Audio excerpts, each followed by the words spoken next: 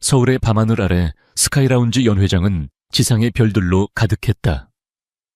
거대한 통유리창 너머로 도시의 불빛이 아득하게 펼쳐졌고 그 빛은 연회장 내부의 화려한 샹들리에 불빛과 어우러져 비현실적인 공간을 연출했다. 공기 중에는 값비싼 샴페인의 상큼한 향과 유명 인사들의 은은한 향수 냄새, 그리고 성공에 대한 야망이 뒤섞여 떠다녔다. 한유라는 이 모든 화려함 속에서 섬처럼 홀로 서 있었다. 그녀는 우아한 에메랄드 그린색 실크 드레스를 입고 있었고 가느다란 목선과 어깨선을 아름답게 드러냈다. 며칠을 고심해 고른 드레스였다. 남편인 강민혁의 옆에 섰을 때 그의 성공을 더욱 빛내줄 완벽한 아내의 모습을 연출하기 위해서였다. 오늘 밤 강민혁은 올해의 건축가상을 수상할 예정이었다. 그의 대표작 더 스카이 가든 프로젝트 덕분이었다. 언론은 도심 속 삭막한 빌딩 숲의 자연을 끌어들인 혁신적인 디자인이라며 찬사를 쏟아냈다. 그들은 강민혁을 천재라 불렀다. 하지만 그 정원의 씨앗을 처음 심고 밤을 새워가며 설계도를 그리고 마감자의 하나하나까지 직접 고른 사람이 누구인지는 아무도 몰랐다. 그 정원은 바로 한유라 그녀 자신의 영혼이 담긴 작품이었다. 유라예 씨, 오늘 정말 아름답군요. 강민혁 이사님은 정말 복도 많으십니다. 한 건설사 회장이 다가와 의례적인 칭찬을 건넸다. 유라는 훈련된 대로 부드럽게 미소 지으며 대답했다. 감사합니다, 회장님. 다 남편이 잘난 덕분이죠. 그녀의 목소리는 조용하고 차분했지만 속에서는 미세한 균열이 일어나고 있었다. 결혼 후 7년, 그녀는 자신의 이름 대신 강민혁의 아내로 불리는 것에 익숙해져야 했다.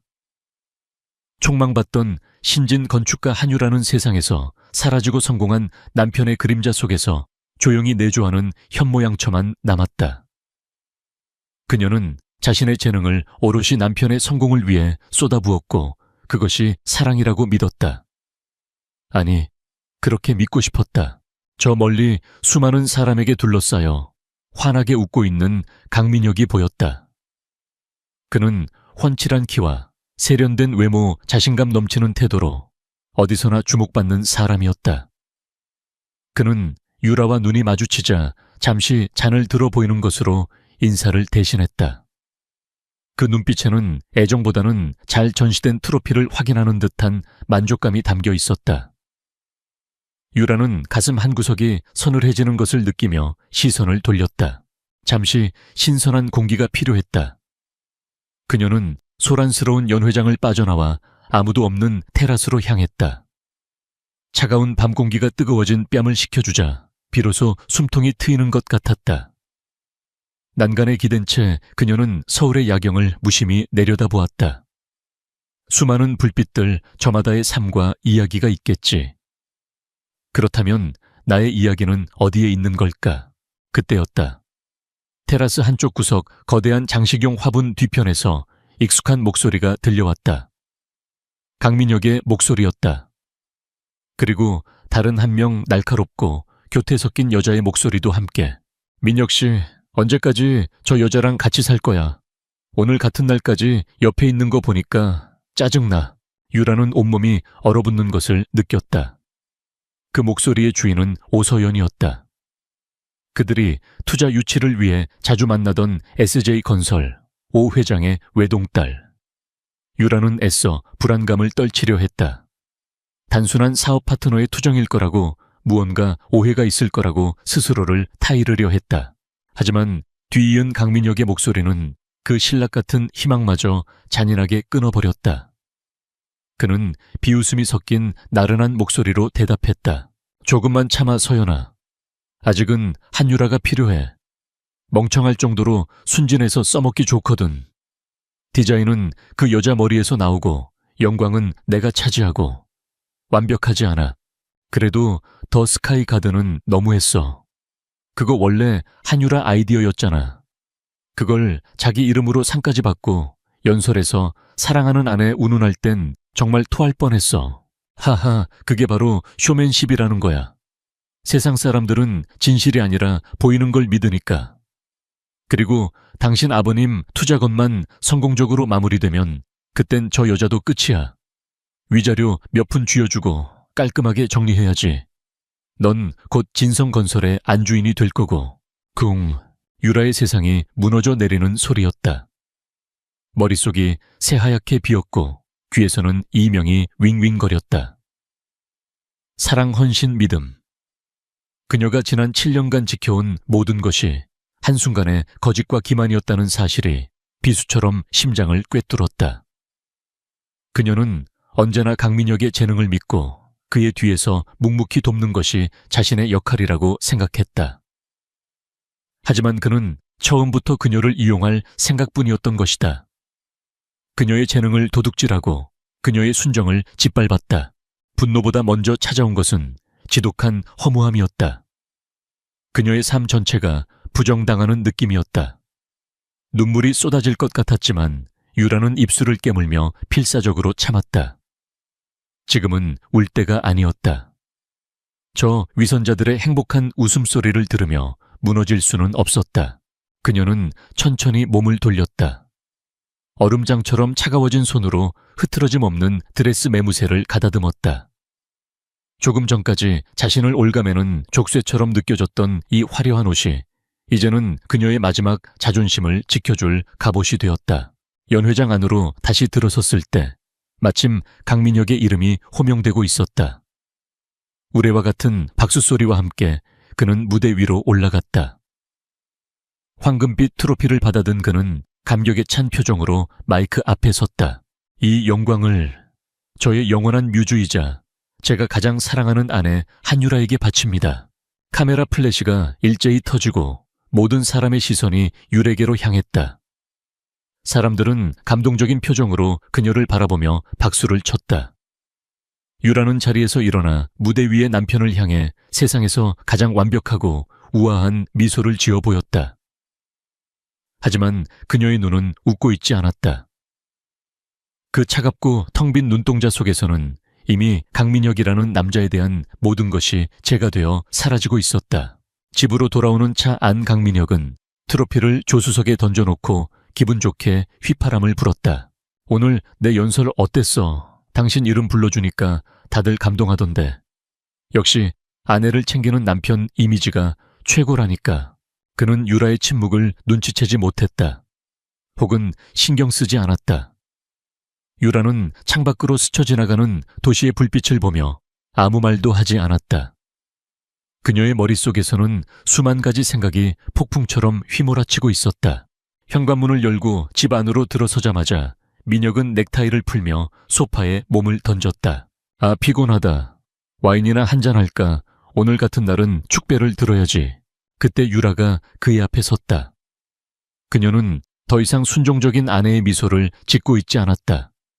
그녀의 얼굴은 감정 없이 차갑게 굳어 있었고 목소리는 얼음 조각처럼 날카로웠다. 테라스에서 한 얘기 다 들었어. 민혁의 얼굴에서 웃음기가 사라졌다. 그는 잠시 당황한 듯 했지만 이내 특유의 오만한 표정으로 돌아왔다. 무세운 소리를 하는 거야. 술 마셨어. 오소연 씨한테 한 말이랑 나를 어떻게 생각하는지 전부 다. 상황 파악이 된 민혁은 자리에서 일어났다. 그는 변명하거나 사과하는 대신 코웃음을 쳤다. 들었으면 어쩔 건데. 그래, 다 사실이야. 당신의 그 고리타분한 이상주의랑 재능 이용하기 편했던 거 맞아. 하지만 당신도 내 덕에 이런 집에서 이런 생활 누리고 있는 거 아니야. 세상이 그렇게 공평한 줄 알아. 그의 뻔뻔한 태도에 유라는 마지막 남았던 미련 한 조각마저 산산이 부서지는 것을 느꼈다. 이 남자는 자신의 잘못을 조금도 인지하지 못했다. 아니, 잘못이라고 생각조차 하지 않았다. 우리가 누리는 모든 것들, 유라가 조용히 하지만 단호하게 말했다. 그건 당신이 아니라 내 머리와 내 손에서 나온 거야. 당신은 내 아이디어를 훔쳐서 당신의 이름으로 포장했을 뿐인 도둑이고, 이 여자가 진짜. 민혁이 손을 치켜드는 순간 유라는 한 발짝도 물러서지 않고 그의 눈을 똑바로 응시했다. 그 서슬 퍼런 기세에 민혁은 잠시 주춤했다. 유라는 더 이상 그와 말을 섞을 가치도 없다고 판단했다. 그녀는 그동안 억눌러왔던 모든 감정을 단 두 마디의 차가운 단어에 담아 내뱉었다. 이혼해.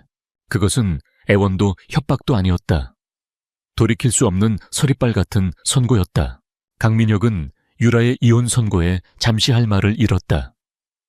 하지만 그의 얼굴에 떠오른 것은 죄책감이나 슬픔이 아니었다. 순수한 경멸과 조소가 뒤섞인 어이없다는 표정이었다. 그는 마치 세상에서 가장 웃기는 농담을 들은 사람처럼 헛웃음을 터뜨렸다. 이혼, 당신 지금 제정신이야. 뭘 믿고 그런 소리를 하는 거지. 당신 혼자서 뭘 할 수 있는데. 내 이름 없으면 당신은 아무것도 아니야, 한유라. 그의 목소리에는 그녀를 완벽하게 통제하고 있다는 자신감이 가득했다. 그는 유라가 자신의 그늘 아래서만 존재할 수 있는 무력한 여자라고 굳게 믿고 있었다. 유라는 대꾸하지 않았다. 더 이상 그와 나누는 모든 대화는 무의미했다. 그녀는 그를 경멸의 시선으로 한번 훑어본 뒤 침실로 향했다. 그날 밤 그녀는 작은 여행 가방에 자신의 옷가지 몇 개와 낡은 스케치북 하나만을 챙겨 그 집을 나왔다. 7년간의 결혼 생활, 그녀의 청춘과 재능을 바친 그 거대한 성에서 그녀가 온전히 자신의 것이라고 말할 수 있는 것은 그것뿐이었다. 그러나 유라는 현실의 잔인함을 너무 안일하게 생각했다. 이혼 소송은 그녀가 상상했던 것보다 훨씬 더 지독한 진흙탕 싸움이었다. 강민혁은 국내 최고의 로펌을 고용했다. 그 비용은 오서연의 아버지가 기꺼이 지불했다. 그들은 유라를 철저히 고립시키고 파괴하기 위해 움직였다. 유라는 자신이 얼마나 세상 물정 모르는 순진한 사람이었는지를 뼈저리게 깨달아야 했다. 첫 번째 쟁점은 재산 분할이었다. 결혼 후 마련한 강남의 고급 아파트 주식 예금. 모든 것의 명의는 강민혁으로 되어 있었다. 유라는 재테크에 무지했고 남편을 전적으로 신뢰했기에 그가 내미는 서류에 의심 없이 서명해왔다. 법정에서 강민혁 측 변호사는 유라를 경제적 능력이 없는 전업주부로 몰아갔다. 그녀가 공동재산 형성에 기여한 바가 미미하다고 주장했다. 유라가 밤을 새워가며 그린 설계도와 아이디어들은 법적인 증거가 되지 못했다. 두 번째, 그리고 가장 치명적인 것은 지적 재산권 문제였다. 유라는 더 스카이 가든을 포함한 여러 프로젝트가 자신의 아이디어라고 필사적으로 주장했다. 하지만 모든 공식적인 계약서에는 진성건설의 총괄 이사인 강민혁의 이름만 적혀 있었다. 그녀의 모든 작업물은 회사 컴퓨터에 저장되었고 공식적으로는 그의 지휘 아래 이루어진 업무였다. 강민혁은 법정에서 슬픈 표정을 지으며 아내가 이혼 과정에서 정신적으로 큰 충격을 받아 망상에 시달리는 것 같다고 연기했다. 언론은 이 자극적인 이혼 스캔들을 놓치지 않았다. 오서연 측에서 흘린 정보들을 바탕으로 기사들이 쏟아졌다. 성공한 남편을 질투한 아내의 비극, 천재 건축가 강민혁 가정사 문제로 곤혹. 유라는 하루아침에 남편의 성공에 눈이 멀어 거짓말을 일삼는 악처 혹은 정신이 불안정한 여자로 낙인 찍혔다. 건축계에서 그녀의 이름은 더러워졌고 그녀를 동정하던 몇몇 지인들마저 등을 돌렸다. 몇 달간의 지림열렬한 싸움 끝에 법원의 최종 판결이 내려졌다. 유라에게 주어진 것은 최소한의 위자료뿐이었다. 그것은 그녀가 바친 7년의 세월과 재능에 대한 모욕과도 같은 금액이었다. 그녀는 정들었던 집에서 쫓겨나 서울 변두리에 낡고 허름한 원룸을 구해야 했다. 창문에서는 찬바람이 새어 들어왔고 밤이면 위층의 소음이 그대로 들렸다. 화려했던 드레스와 구두는 모두 사치품이 되었다. 그녀는 당장의 월세와 생활비를 걱정해야 하는 처지가 되었다. 몇 군데 건축사무소에 이력서를 내보았지만 면접 기회조차 얻을 수 없었다. 강민혁의 전 아내라는 꼬리표는 주홍글씨처럼 그녀를 따라다녔다. 아무도 업계의 실세인 강민혁에게 밉보이면서까지 그녀를 고용하려 하지 않았다. 세상은 잔인할 정도로 냉정했다. 배신감, 무력감, 그리고 지독한 외로움이 그녀의 온몸을 짓눌렀다. 그녀는 며칠 동안 밥도 제대로 먹지 못하고 멍하니 창밖만 바라보았다. 모든 것이 끝났다고 생각했다. 강민혁의 말대로 그 없이는 자신은 정말 아무것도 아닌 존재가 되어버린 것 같았다. 추적추적 가을비가 내리던 저녁이었다. 유라는 편의점에서 산 컵라면 하나를 들고 힘없이 원룸으로 향하는 골목길을 걷고 있었다. 낡은 구두는 빗물에 젖어 눅눅했고 차가운 빗줄기가 어깨를 적셨다. 그때였다. 기익!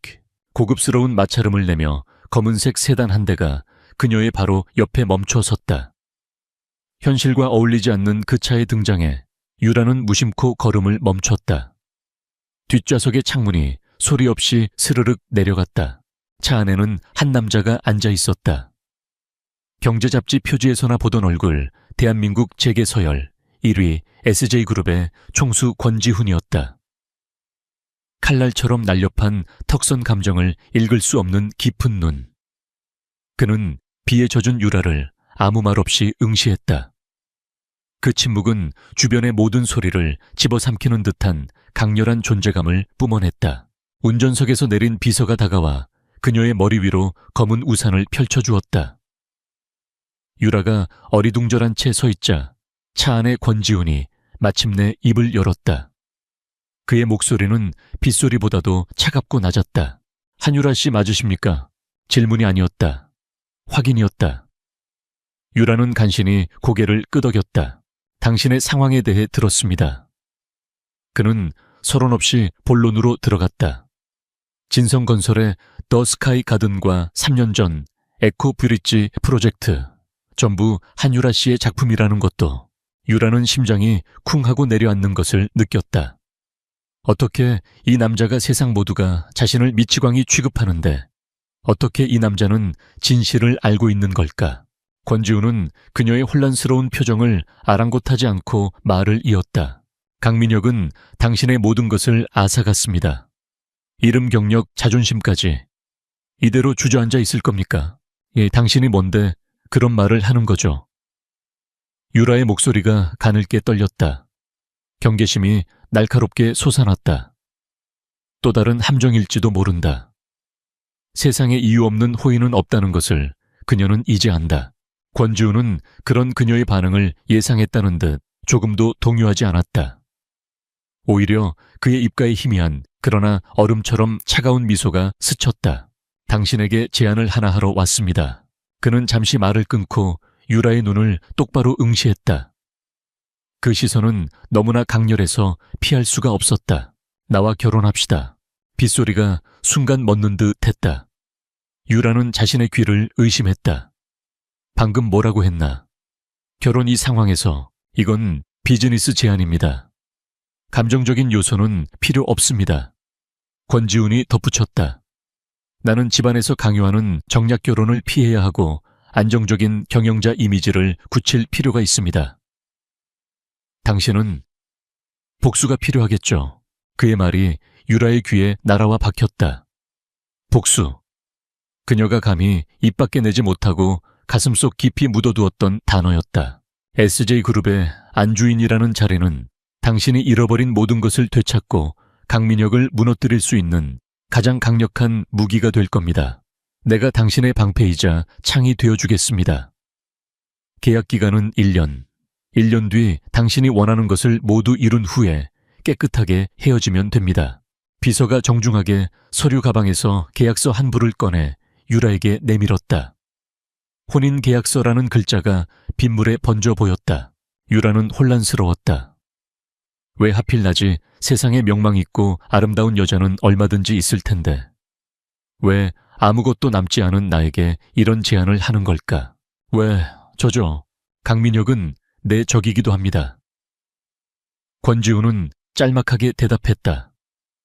더 이상의 설명은 없었다. 그는 자신의 진짜 속내를 드러낼 생각이 없어 보였다. 이것은 자선이 아닙니다. 서로의 목적을 위한 철저한 거래일 뿐입니다. 한유라 씨에게는 이것이 복수할 수 있는 유일한 기회일 겁니다. 유일한 기회.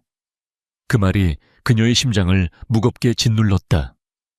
빗줄기는 점점 더 거세지고 있었다. 그녀는 차갑게 젖어가는 자신의 비참한 몰골과 눈앞에 놓인 악마의 것인지 구원자의 것인지 모를 손길을 번갈아 보았다. 그녀는 이미 모든 것을 잃었다. 더 이상 잃을 것도 두려워할 것도 없었다. 그녀는 떨리는 손을 뻗어 비에 젖은 계약서를 받아들었다. 빗방울이 혼인 계약서 위로 떨어져 검은 잉크를 살짝 번지게 했다. 한유라는 잠시 망설였지만 이내 굳은 결심으로 펜을 받아들었다. 그녀는 차갑고 축축한 종이 위에 자신의 이름 한유라 세 글자를 또박또박 적어 내려갔다. 그것은 지난 삶에 대한 사망 선고이자 새로운 삶을 향한 출사표였다. 서명이 끝나자마자 권지훈의 비서는 그녀의 작은 여행 가방을 받아들고 차문을 열었다. 유라는 한 번도 뒤돌아보지 않았다. 비참함과 절망이 깃든 그 골목과 미련과 후회로 가득한 과거를 향해 눈길 한 번 주지 않고 검은 세단에 올라탔다. 차문이 닫히는 순간 그녀는 세상과 완벽하게 격리되었다. 결혼은 하나의 기업 합병처럼 신속하고 비인격적으로 처리되었다. 다음 날 아침 유라는 변호사들만 대동한 채 구청으로 향했다. 화려한 웨딩드레스도 축하의 말도 설레는 감정도 없었다. 두 사람은 증인과 변호사들이 지켜보는 가운데 혼인신고서에 기계적으로 도장을 찍었다. 법적으로 부부가 되는 그 순간에도 권지훈의 표정에는 어떤 변화도 없었다. 그는 시종일관 무심하고 비즈니스적인 태도를 유지했다. 그렇게 한유라는 SJ그룹의 안주인이 되어 서울의 심장부인 평창동에 위치한 권지훈의 저택에 입성했다. 그곳은 집이라기보다는 잘 설계된 거대한 요새 혹은 현대미술관에 가까웠다. 높은 담장과 최첨단 보안 시스템으로 둘러싸인 저택은 외부 세계로부터 완벽하게 차단되어 있었다. 내부는 온통 흰색과 회색 톤의 대리석 그리고 차가운 금속과 유리로 이루어져 있었다. 미니멀리즘의 극치를 보여주는 인테리어는 최고급 자재로 꾸며져 있었지만 사람의 온기는 전혀 느껴지지 않았다. 모든 것이 완벽하게 정돈된 공간 속에서 유라는 자신이 이질적인 얼룩이 된 것만 같았다. 깐깐해 보이는 인상의 집사인 남여사가 그녀를 맞이했다. 그녀는 유라를 사모님이라 부르면서도 그 호칭에 어떠한 존경심도 담지 않았다. 사모님의 공간은 2층 동관에 마련되어 있습니다. 회장님의 침실은 서관에 있으니 허락 없이는 출입을 삼가주시기 바랍니다. 남여사는 저택의 규칙을 설명했다. 부부는 각자의 공간을 가지며 사생활을 존중한다. 공식적인 행사를 제외하고는 각자의 시간을 보낸다. 대외적으로는 완벽한 부부의 모습을 연기해야 한다.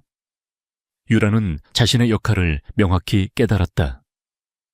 그녀는 돈으로 사온 배우 권지훈의 아내라는 배역을 연기해야 하는 것이었다.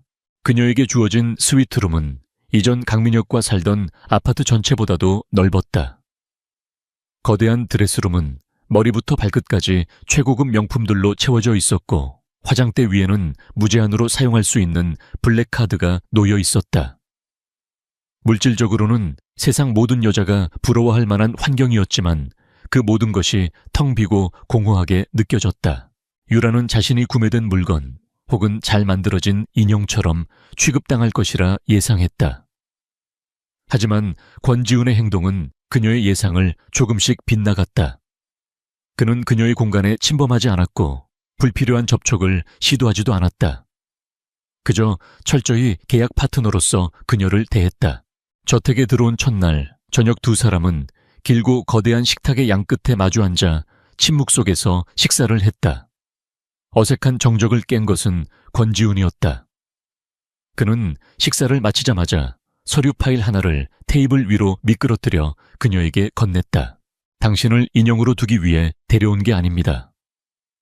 그의 목소리는 여전히 차가웠지만 그 내용만큼은 유라의 심장을 뛰게 했다. 당신의 재능 때문에 데려온 겁니다. SJ건설에서 추진 중인 신도시 개발 프로젝트 계획안입니다. 검토하고 당신의 의견을 듣고 싶습니다. 유라는 파일을 열어보았다. 빼곡한 데이터와 설계도, 몇 달 만에 만져보는 익숙한 감각이었다. 강민혁에게 이용당하고 버려진 이후 처음으로 누군가가 그녀의 능력을 인정해 주었다. 그것도 대한민국 최고의 기업 총수가. 이 작은 행동 하나가 유라의 마음속에 작은 파문을 일으켰다. 이 남자의 진짜 목적은 대체 무엇일까? 단순한 계약 이행 이상의 무언가가 있는 걸까? 며칠 뒤 SJ그룹 권지훈 회장과 한유라의 결혼 소식은 언론을 통해 공식적으로 발표되었다. 대한민국이 발칵 뒤집혔다. 재계 1위의 베일에 쌓인 총수가 하필이면 얼마 전 떠들썩한 이혼 스캔들의 주인공이었던 여자와 결혼했다는 사실은 모든 이들의 호기심을 자극하기에 충분했다. 언론은 온갖 추측성 기사를 쏟아냈고 사람들은 그들의 관계를 입에 올렸다. 이 소식은 당연히 강민혁과 오서연의 귀에도 들어갔다. 최고급 레스토랑에서 와인을 마시던 그들은 스마트폰 화면에 뜬 속보를 보고 순간 표정이 굳었다. 하지만 이내 강민혁이 경멸적인 웃음을 터뜨렸다. 하 저것 봐. 결국 저 여자도 돈 없이는 못 사는 거였어. 이혼하자마자 더 큰 물줄을 잡았네. 남자 홀리는 재주는 여전하군. 강민혁은 애써 태어난 척하며 유라를 운 좋은 이혼녀로 폄하했다. 권지훈 같은 거물이 왜 그녀를 선택했는지에 대한 의문은 자신의 전 아내가 그만큼 매력적이었다는 사실을 인정하는 꼴이 될까봐 애써 무시했다. 그것은 그의 비틀린 자존심이 허락하지 않았다. 반면 오서연은 웃고 있었지만 그녀의 눈은 날카롭게 빛나고 있었다. 이상하네. 권지훈 같은 남자가 왜 남이 버린 쓰레기를 주워왔을까? 뭔가 찜찜해. 그녀는 여자만의 직감으로 이 결혼이 단순하지 않음을 느꼈다. SJ그룹의 힘은 자신의 아버지가 가진 부와는 차원이 달랐다. 막연한 불안감이 그녀의 마음속에 싹트기 시작했다. 그리고 일주일 후 유라는 권지훈의 아내로서 첫 공식 석상에 모습을 드러냈다. SJ그룹에서 후원하는 자선 갈라 행사였다. 수억 원을 호가하는 다이아몬드 목걸이와 몸에 완벽하게 맞는 검은색 드레스는 그녀에게 새로운 갑옷이 되어주었다. 긴장됐지만 복수라는 목표가 그녀를 단단하게 만들었다. 권지훈의 팔짱을 끼고 연회장에 들어서는 순간 모든 사람들의 시선이 그들에게로 쏠렸다. 감탄과 질투 호기심이 뒤섞인 시선들. 유라는 당당하게 고개를 들고 그 시선들을 마주했다. 그곳에는 예상대로 강민혁과 오서연도 와 있었다. 자신이 버린 여자가 더 화려하고 높은 곳에 서 있는 모습을 본 강민혁은 참을 수 없는 모멸감을 느꼈다. 그는 자신의 우월함을 과시하고 싶어 오서연의 팔을 끌고 보란듯이 그들에게 다가왔다. 축하해, 한유라 씨. 이번엔 훨씬 더 큰 물고기를 낚았더군. 실력이 많이 늘었어. 그의 목소리에는 노골적인 조롱이 담겨 있었다. 유라의 얼굴이 순간 굳어지는 것을 본 강민혁은 득이이양양한 미소를 지었다. 하지만 유라가 입을 열기도 전에 권지훈이 미세하게 그녀의 앞을 막아서며 한 걸음 나섰다. 작은 움직임이었지만 명백한 보호의 제스처였다. 그의 시선은 얼음장처럼 차갑게 강민혁을 향했다. 진흙 속에 묻혀 있어도 보석을 알아보는 사람이 있고 권지훈은 목소리를 높이지 않았지만 그의 말은 유리 파편처럼 날카롭게 날아가 박혔다. 그걸 돌멩이인 줄 알고 걷어차버리는 사람도 있지. 그건 보석의 가치가 아니라 보는 사람의 안목 수준을 증명하는 것뿐이오. 그는 말을 마친 뒤 강민혁을 마치 길가의 돌멩이처럼 완벽하게 무시하고 유라의 허리를 감싸 안으며 군중 속으로 유유히 사라졌다. 뒤에 남겨진 강민혁과 오서연은 충격과 굴욕감으로 새빨갛게 달아오른 얼굴로 그 자리에 얼어붙어 있었다. 사람들 사이를 가로질러 가며 유라는 자신을 이끄는 권지훈의 단단한 등을 바라보았다. 처음으로 그녀는 이 차갑고 계산적인 계약관계 속에서 희미한 안정감을 느꼈다. 복수를 위한 도구로서의 삶이 시작되었지만 그 무기를 쥐고 있는 남자는 그녀가 예상했던 것과는 전혀 다른 사람이었다. 어쩌면 이 얼음 성 안에서 그녀는 자신이 생각했던 것 이상의 것을 발견하게 될지도 모른다는 예감이 들었다. 자선갈라 행사 이후 한유라의 삶은 새로운 국면으로 접어들었다. 권지우는 그녀를 더 이상 차가운 저택 안에만 머물게 하지 않았다. 다음날 아침 그는 SJ그룹 본사 최상층에 위치한 회장실로 그녀를 불렀다. 오늘부로 당신은 SJ건설의 특별 고문입니다. 직함은 상징적이지만 권한은 실질적일 겁니다. 권지우는 유라에게 깔끔하게 정리된 사무실 하나를 내주었다. 회장실 바로 옆에 위치한 서울의 정영이 한눈에 내려다 보이는 곳이었다. 그리고 그는 그녀에게 첫 번째 임무를 부여했다. 바로 송도에 건설될 예정인 초대형 고급 주거 단지 엘리시안 필드 프로젝트였다. 문제는 이 프로젝트가 진성건설의 야심작인 올림푸스와 최종 도시 설계 허가 및 주요 투자 유치권을 두고 정면으로 맞붙는다는 점이었다. 그것은 우연이 아니었다. 권지훈이 처음부터 그렇게 판을 짜놓은 것이었다. SJ건설의 핵심 임원들과 건축팀이 모인 첫 회의. 권지훈이 직접 유라를 특별 고문으로 소개하자 회의실 안에는 미묘한 기류가 흘렀다. 그들은 유라를 그저 회장의 아내라는 배경으로 들어온 낙하산 인사로 취급했다. 실력보다는 배경으로 얻은 자리에 대한 의심과 불만의 눈초리들이었다. 유라는 그들의 시선을 묵묵히 받아내며 회의 내내 조용히 듣기만 했다. SJ건설의 기존 설계안은 훌륭했다. 안정적이고 기술적으로 완벽하며 흠잡을 데 없이 견고했다. 하지만 바로 그 점이 문제였다. 너무 안전했다. 도전과 영혼이 없었다. 회의가 끝나갈 무렵 권지훈이 유라에게 발언권을 주었다. 한 고문 의견 있습니까? 모두의 시선이 그녀에게 쏠렸다. 유라는 자리에서 일어나 차분한 목소리로 입을 열었다. 그녀는 단순한 의견을 제시하지 않았다. 대신 기존 설계안의 구조적 안정성을 칭찬한 뒤 그 안에 내재된 취약점들을 하나씩 체계적으로 해부하기 시작했다. 이 설계는 기술적으로 완벽하지만 누가 살 것인가에 대한 고민이 부족합니다. 진성건설 구체적으로 강민혁 이사의 스타일을 분석해 볼 때 그는 분명 화려하고 압도적인 외관으로 승부수를 던질 겁니다. 시각적 충격에 강한 디자인이죠. 우리가 이 안정적인 설계안을 고수한다면 투자자들의 첫인상에서부터 밀리게 될 겁니다. 그녀는 마치 강민혁의 머릿속에 들어가 본 사람처럼 그의 예상 전략과 디자인 철학을 꿰뚫고 있었다. 회의실에 모인 베테랑 건축가들은 충격에 휩싸였다. 회장 아내라는 껍데기 뒤에 숨겨진 날카로운 통찰력과 엄청난 분석 능력에 압도당했다. 회의가 끝났을 때 그녀를 향한 의심의 눈초리는 경외감으로 바뀌어 있었다. 그날 이후 유라는 다시 건축가 한유라로 돌아갔다. 그녀는 SJ타워의 사무실과 저택의 서재를 오가며 밤낮 없이 일에 몰두했다. 먼지 쌓인 스케치북은 새로운 아이디어들로 채워졌고 그녀의 눈은 과거의 상처와 슬픔 대신 창조의 열정으로 다시 빛나기 시작했다. 이것은 단순한 복수가 아니었다.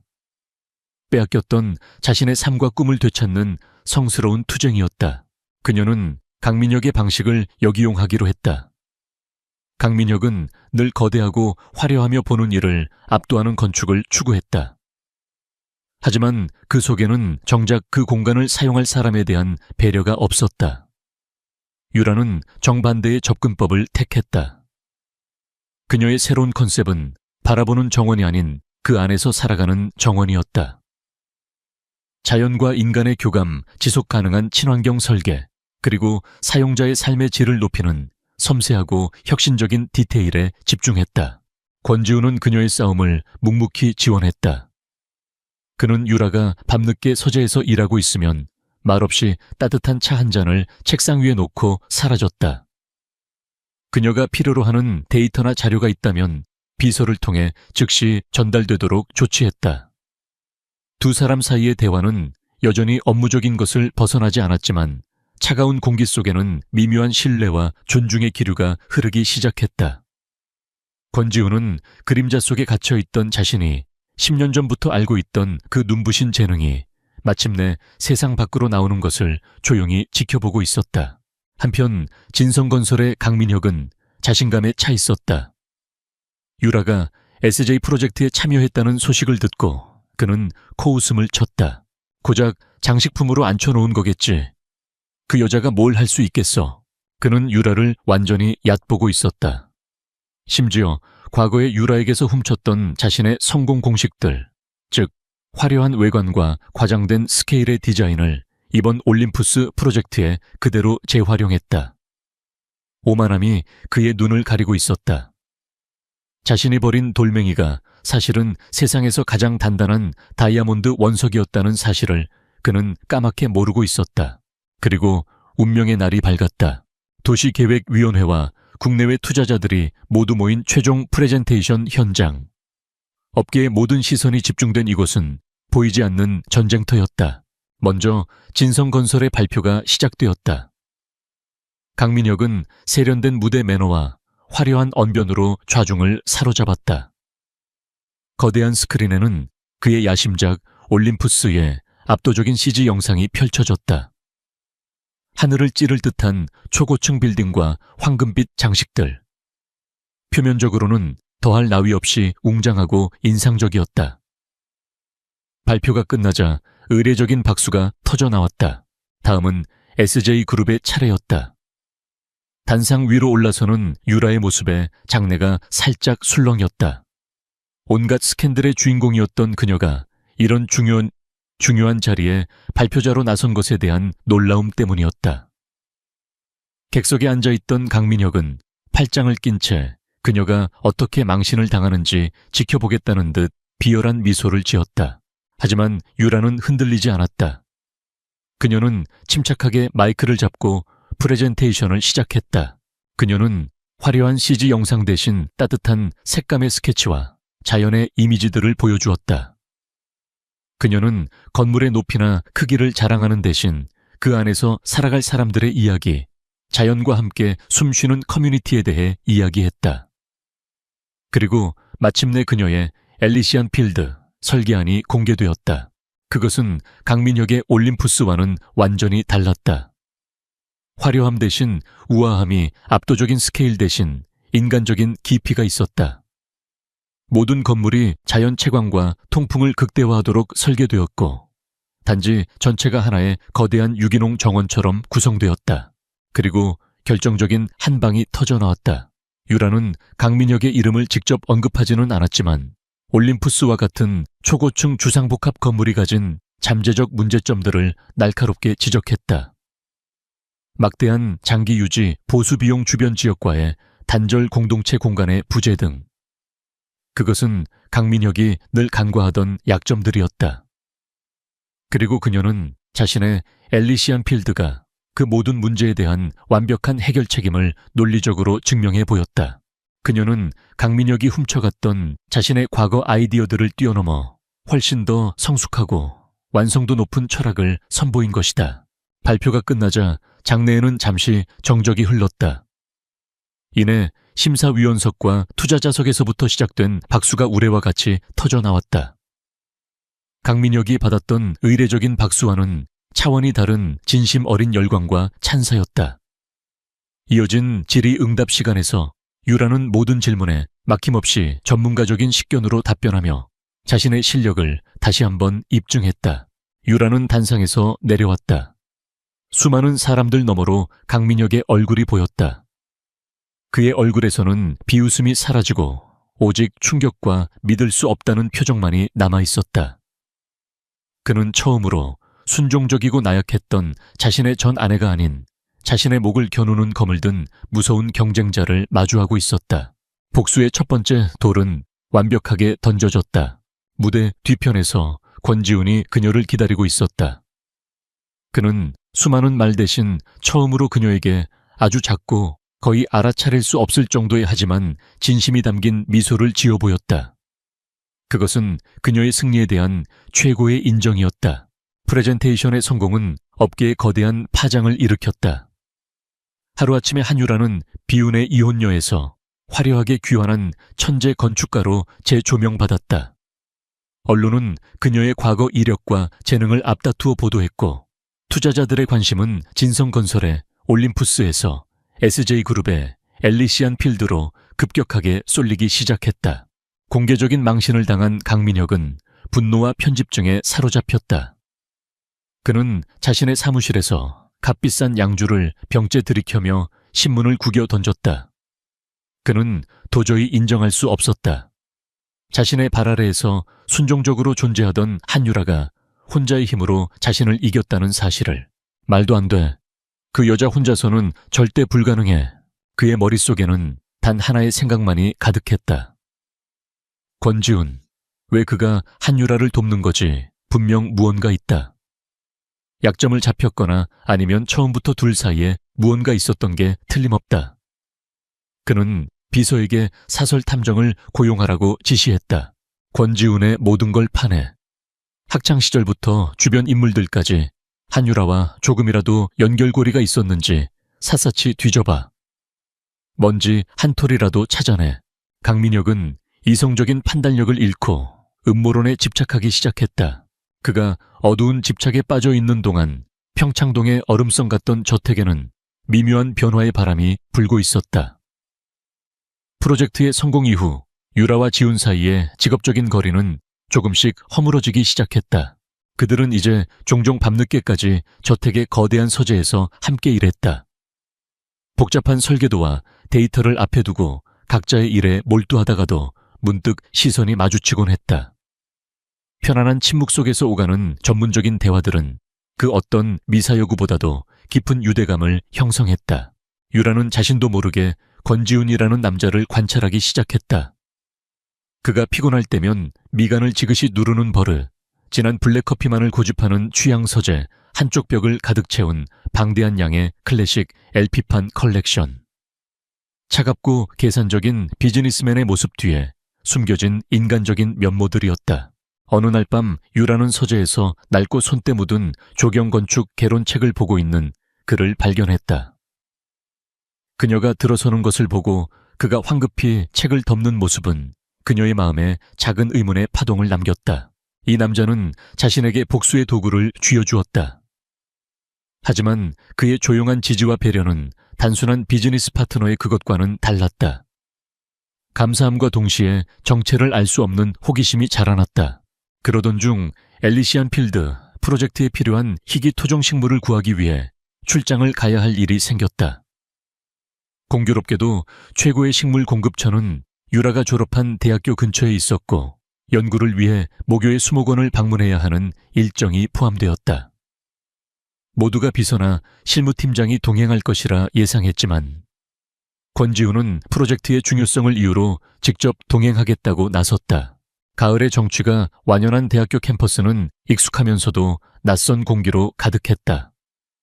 노랗게 물든 은행잎이 바람에 흩날리고 젊음의 활기가 곳곳에 넘실거렸다. 유라는 잠시 과거의 꿈 많고 순수했던 자신을 떠올리며 향수에 젖었다. 수목원은 그녀가 대학 시절 가장 사랑했던 공간이었다.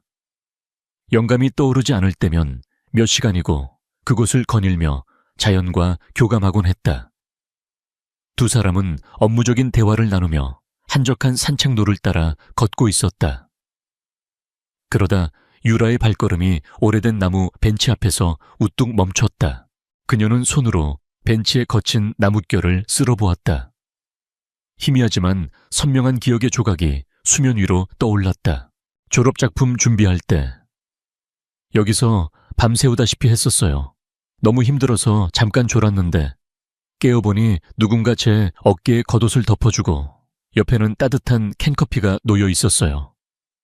전 그냥 친구들 중 하나려니 생각했었는데 그녀가 아련한 미소를 지으며 말하는 순간 조용히 그녀를 지켜보던 권지훈이 입을 열었다.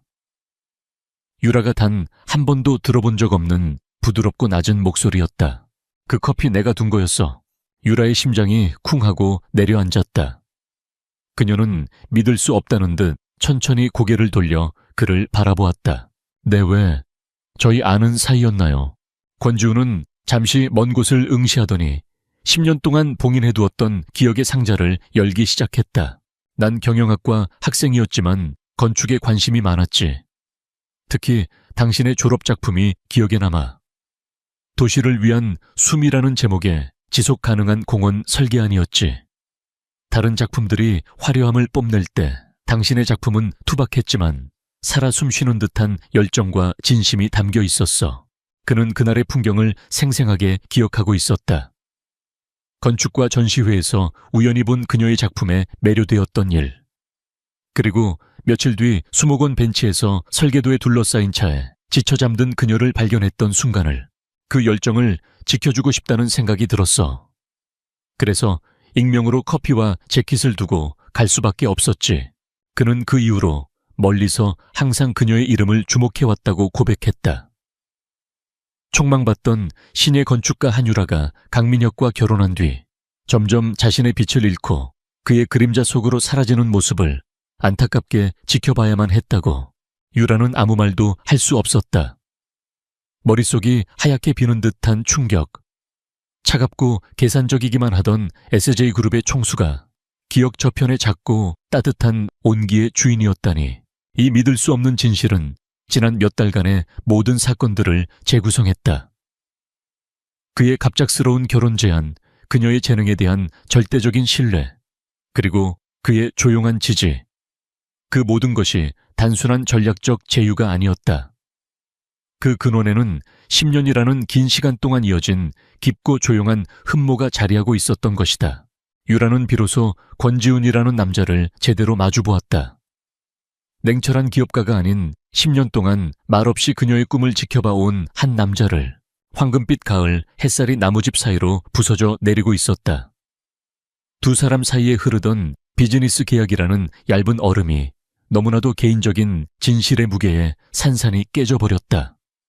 어색하지만 깊은 정적이 그들을 감쌌다. 그리고 같은 시각 서울. 강민혁의 책상 위에는 그의 사설 탐정이 가져온 파일 하나가 놓여 있었다.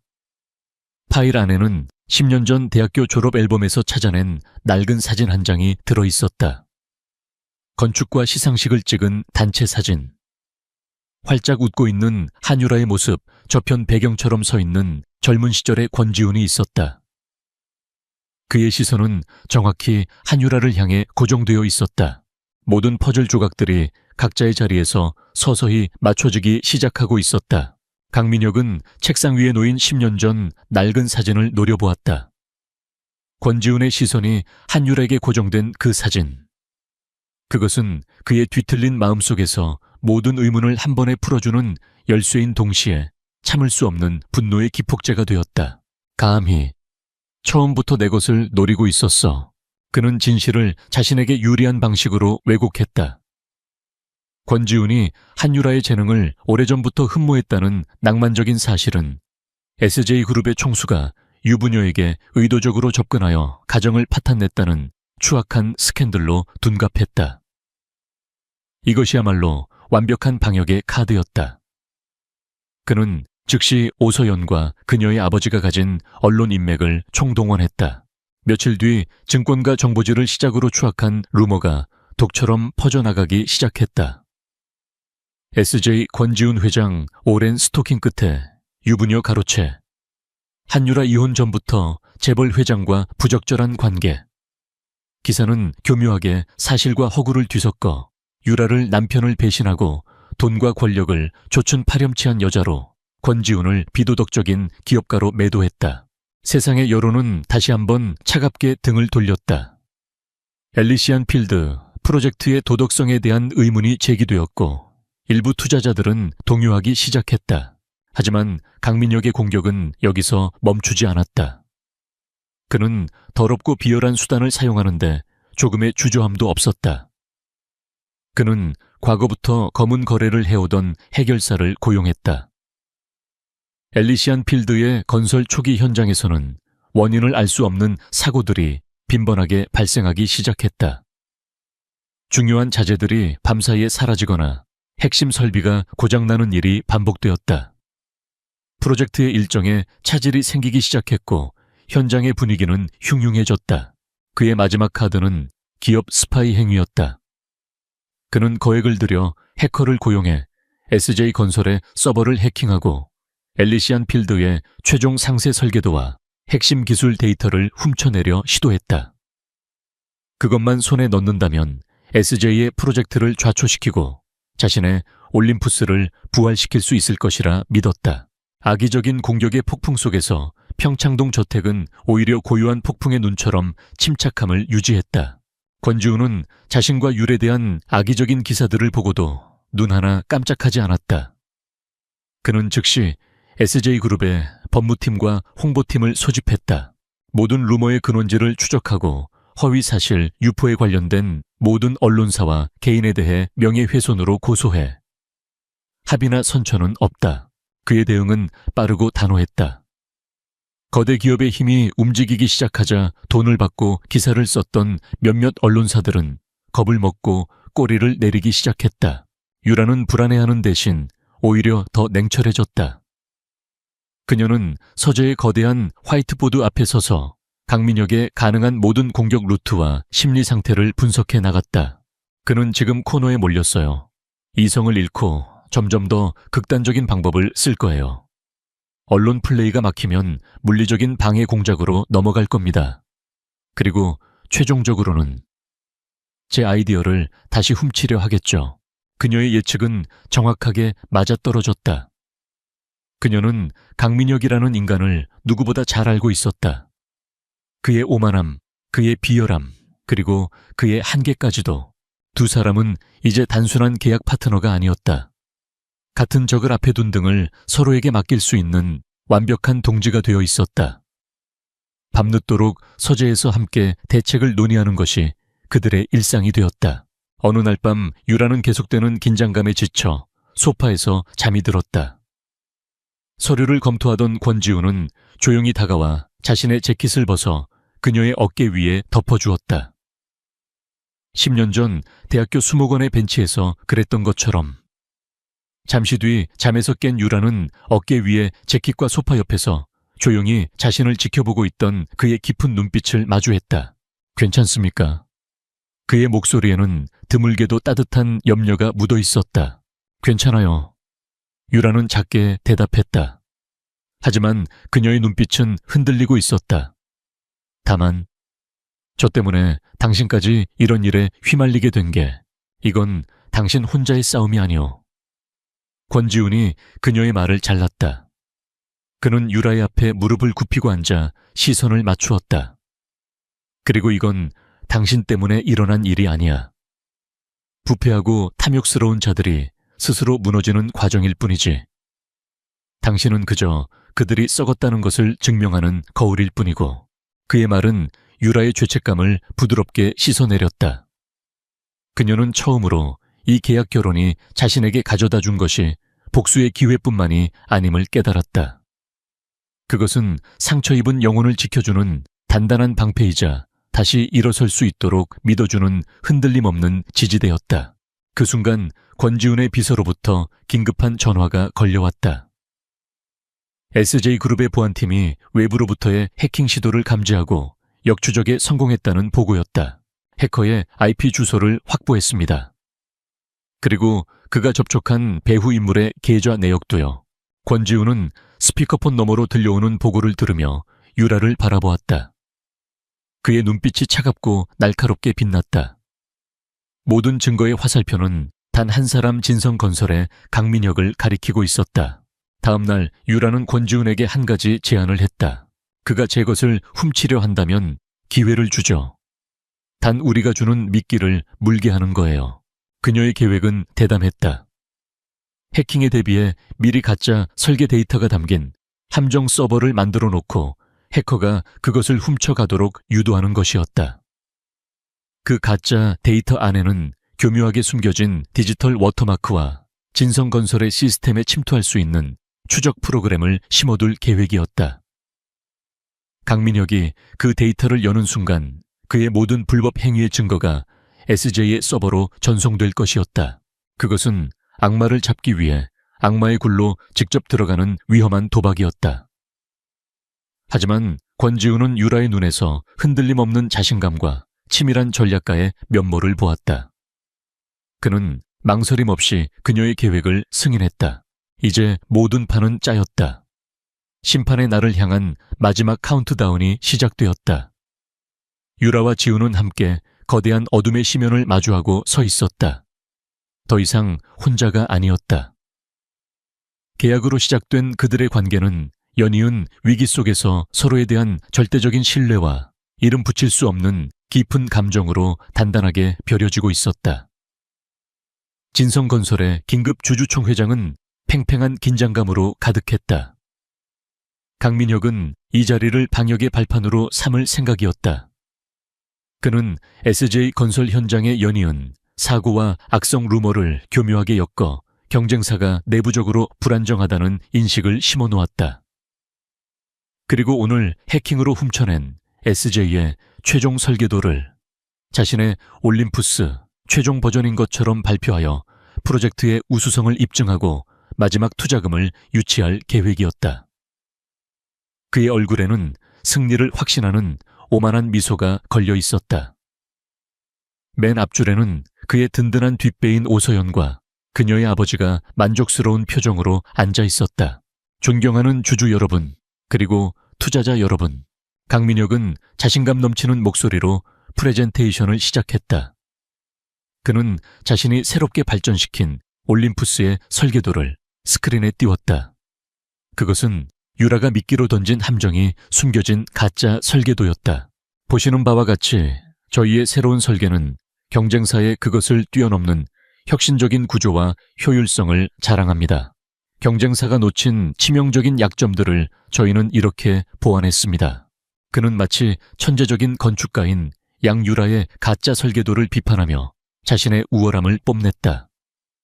일부 주주들은 그의 현란한 언변에 감탄하며 고개를 끄덕였다. 강민혁이 승리의 연설에 도취해 있던 바로 그 순간이었다. 꽝! 회의장 양쪽 문이 활짝 열리며 권지훈과 한유라가 변호인단을 대동하고 안으로 들어섰다. 그들의 갑작스러운 등장은 회의장에 거대한 충격파를 던졌다. 미리 연락을 받고 잠입해 있던 기자들의 카메라 플래시가 미친 듯이 터져 나왔다. 권지훈 회장 여긴 진성건설의 주주총회장이요. 지금 무슨 무례한 짓입니까? 강민혁은 순간 당황했지만 이내 분노를 가장하며 소리쳤다. 하지만 권지훈은 그를 벌레 보듯 무시하고 단상에 앉은 이사회 의장을 향해 직접 말했다. 저희는 강민혁 이사가 저지른 이 회사의 존폐를 뒤흔들 수 있는 범죄 행위에 대한 증거를 제시하기 위해 이 자리에 왔습니다. 그의 선언에 회의장은 물을 끼얹은 듯 조용해졌다. 모든 시선이 집중된 가운데 단상 위로 올라선 것은 한유라였다. 그녀의 얼굴에는 더 이상 과거의 나약함이나 슬픔이 남아있지 않았다. 오직 냉철한 이성과 단단한 자신감만이 존재했다. 강민혁 이사는 며칠 전 저희 SJ건설의 서버를 해킹하여 기밀 설계도를 훔쳐갔습니다. 지금 여러분이 보고 계신 저 설계도가 바로 그것입니다. 강민혁은 코웃음을 쳤다. 증거도 없는 음해는 그만하시죠. 증거는 바로 당신의 컴퓨터 안에 있습니다. 유라의 말이 끝나자마자 대형 스크린의 화면이 바뀌었다. SJ 보안팀이 실시간으로 추적한 디지털 워터마크의 이동 경로가 화면에 떠올랐다. 데이터가 SJ의 함정 서버에서 다운로드되어 진성건설의 서버를 거쳐 강민혁의 개인 컴퓨터에서 열리는 모든 과정이 시간대별로 기록되어 있었다. 그의 모든 부위는 반박 불가능한 디지털 증거 앞에 산산이 부서졌다. 주주들 사이에서 경악의 탄성이 터져 나왔다. 그것은 시작에 불과했다. 권지훈의 변호인단이 다음 증거를 제시했다. 강민혁이 건설 현장 사보타주를 지시했던 해결사와의 통화 녹음 파일이었다. 권지훈 측에 체포되어 회유된 해결사는 모든 것을 자백했다. 녹음 파일 속에서 강민혁은 들키지 않게 사고처럼 보이게 처리해라며 명확하게 범죄를 지시하고 있었다. 마지막으로 유라 자신의 시간이 왔다. 이것은 그녀의 개인적인 명예를 회복하는 순간이었다.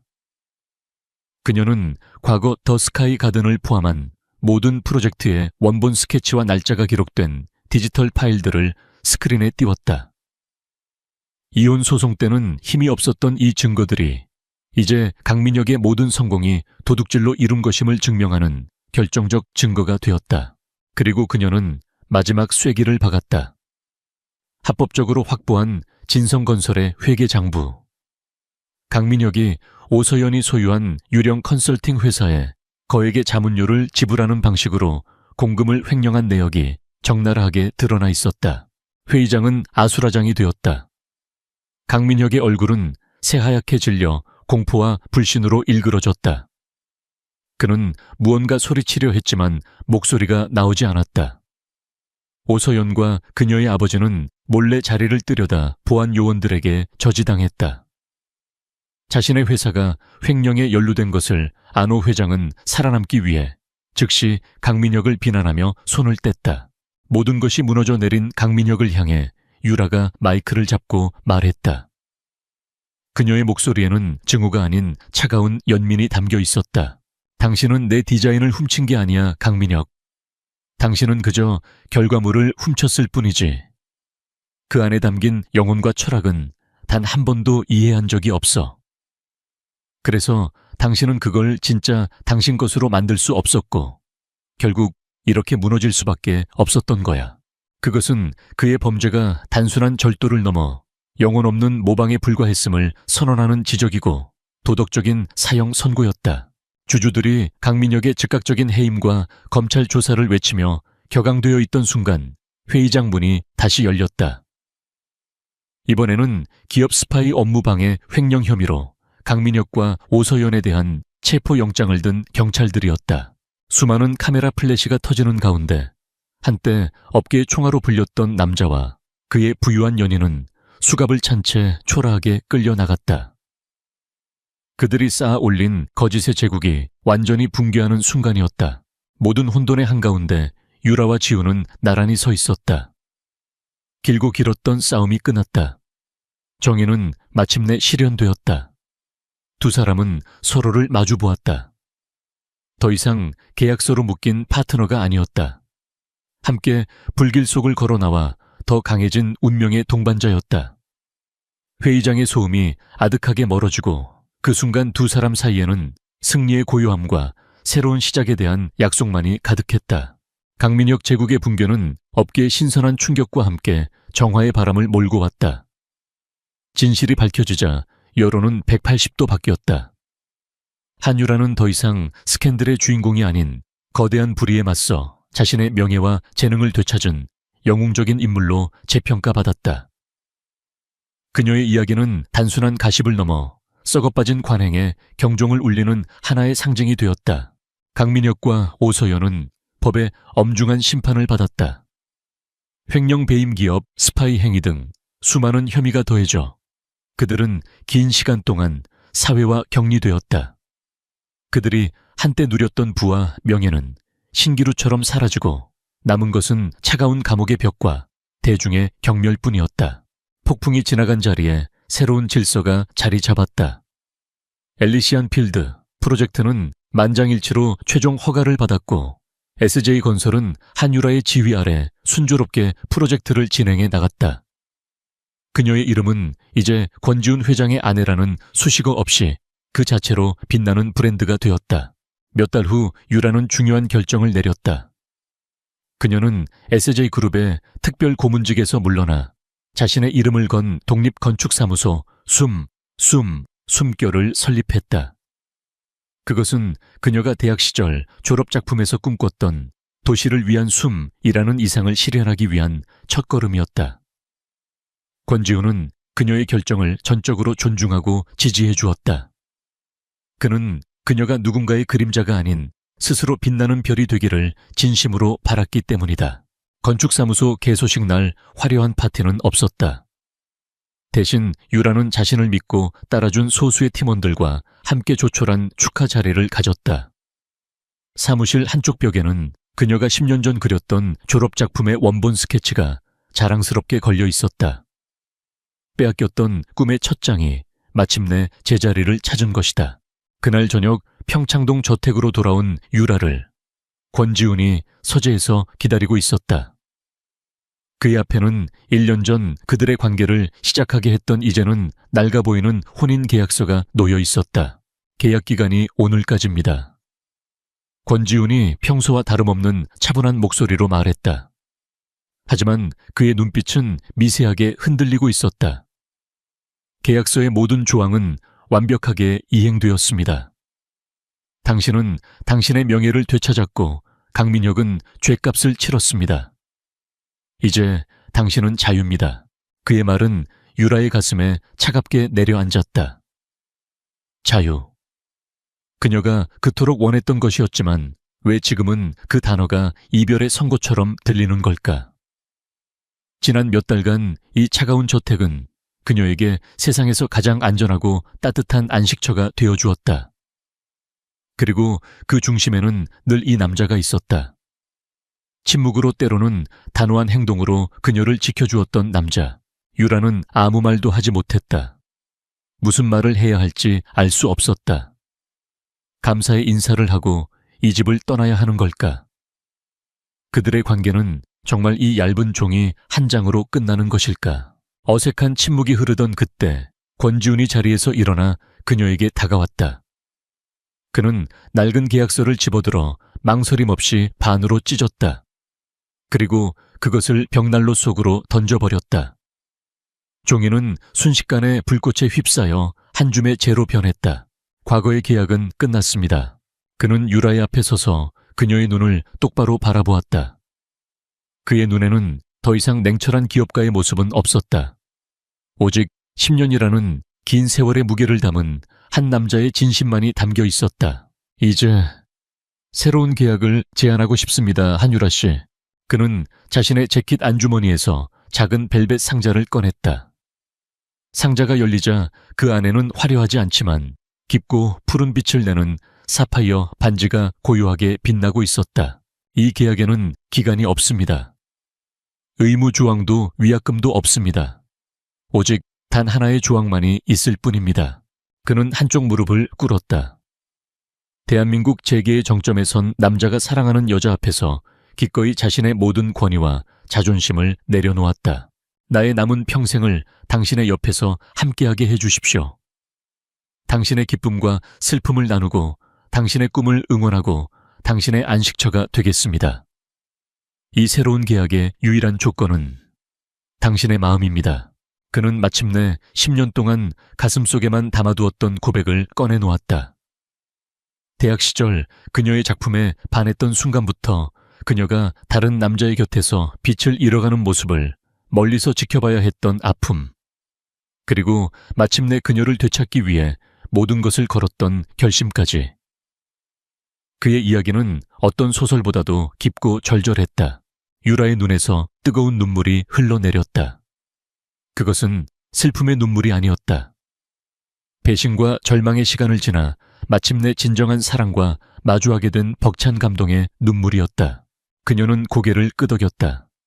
세상 그 어떤 말보다도 확실한 대답이었다. 권지훈은 떨리는 손으로 그녀의 네 번째 손가락에 반지를 끼워주었다. 반지는 마치 처음부터 그 자리에 있었던 것처럼 완벽하게 들어맞았다. 그는 자리에서 일어나 유라를 자신의 품에 가득 안았다. 10년의 기다림과 망설임이 녹아내리는 따뜻하고 단단한 포옹이었다.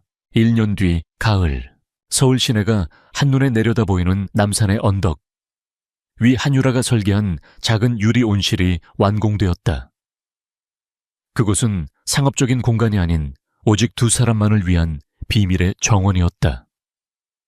온실 안에는 사계절 내내 푸른 식물들이 자라고 있었고, 한쪽에는 그녀가 대학 시절 꿈꿨던 작은 나무 벤치가 놓여 있었다. 유라는 남편의 어깨에 기댄 채 붉게 물들어가는 서울의 노을을 바라보고 있었다. 그녀의 손가락에서는 푸른 사파이어 반지가 노을빛을 받아 은은하게 빛나고 있었다.